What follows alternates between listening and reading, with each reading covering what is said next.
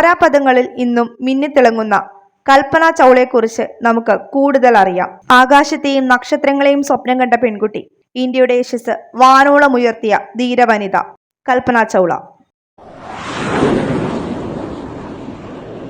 ബഹിരാകാശ സഞ്ചാരം നടത്തിയ ആദ്യത്തെ ഇന്ത്യൻ വംശജയായ വനിതയാണ് കൽപ്പന ചൗള. 1962 മാർച്ച് 17 ഹരിയാനയിലെ കർണാലിലാണ് കൽപ്പന ചൗള ജനിച്ചത്.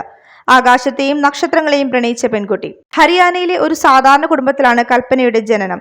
പഞ്ചാബ് എഞ്ചിനീയറിംഗ് കോളേജിൽ നിന്ന് എയറോനോട്ടിക്കൽ എഞ്ചിനീയറിംഗിൽ ബിരുദവും അമേരിക്കയിലെ ടെക്സസ് RL യൂണിവേഴ്സിറ്റിയിൽ നിന്നും കൊളറാഡോ യൂണിവേഴ്സിറ്റിയിൽ നിന്നും ഉപരിപഠനവും ഡോക്ടറേറ്റും അവർ കരസ്ഥമാക്കി. 1994 നാസയുടെ ബഹിരാകാശ യാത്രാ സംഘത്തിലേക്ക് കൽപ്പന ചൗള തെരഞ്ഞെടുക്കപ്പെടുന്നത്. 1997 നവംബർ 19 STS-87 എന്ന ദൗത്യത്തിലൂടെ ആദ്യമായി അവർ ബഹിരാകാശത്തേക്ക് യാത്ര ചെയ്തു. 372 മണിക്കൂറിലധികം അവർ ബഹിരാകാശത്ത് ചെലവഴിച്ചു. ഈ ദൗത്യത്തിലൂടെ ബഹിരാകാശത്ത് എത്തിയ ആദ്യത്തെ ഇന്ത്യൻ വനിത എന്ന ചരിത്ര നേട്ടം അവർ കൈവരിച്ചു.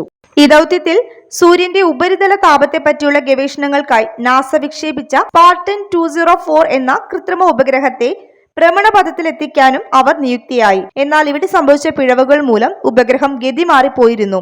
ഇതേ തുടർന്ന് ഉപഗ്രഹത്തെ നേർഗതിയിലാക്കാൻ സഹയാത്രികരായ വിൻസ്റ്റൺ സ്കോട്ടിനും താക്കോ ദോയ്ക്കും ശൂന്യാകാശ നടത്തമെന്ന വിഷമകരമായ ദൗത്യം ഏറ്റെടുക്കേണ്ടി വന്നു. കൽപ്പന വരുത്തിയ പിഴവായി തുടക്കത്തിൽ കരുതിയെങ്കിലും പിന്നീടുള്ള അന്വേഷണത്തിൽ സോഫ്റ്റ്വെയർ ഇന്റർഫേസിലെ പിഴവായിരുന്നുവെന്ന് കണ്ടെത്തുകയും നാസ കൽപ്പനയെ കുറ്റവിമുക്തയാക്കുകയും ചെയ്തു. 2003 ജനുവരി 16 കൽപ്പന ചൗളയുടെ രണ്ടാം ബഹിരാകാശ ദൗത്യം. 17 ദിവസത്തെ ഗവേഷണങ്ങൾക്ക് ശേഷം 2003 ഫെബ്രുവരി 17 ഫ്ലോറിഡയിലെ കെന്നഡി സ്പേസ് സെന്ററിൽ തിരിച്ചിറങ്ങാൻ മിനിറ്റുകൾ ബാക്കിയുള്ളപ്പോൾ കൽപ്പനയുൾപ്പെടെയുള്ള 7 ബഹിരാകാശ സഞ്ചാരികൾ ഉണ്ടായിരുന്ന കൊളംബിയ പേടകം ചിന്നിച്ചിതറുകയായിരുന്നു. ഭൗമമണ്ഡലത്തിലേക്ക് പ്രവേശിച്ചയുടൻ കൊളംബിയ പേടകം പൊട്ടിത്തെറിക്കുകയായിരുന്നു.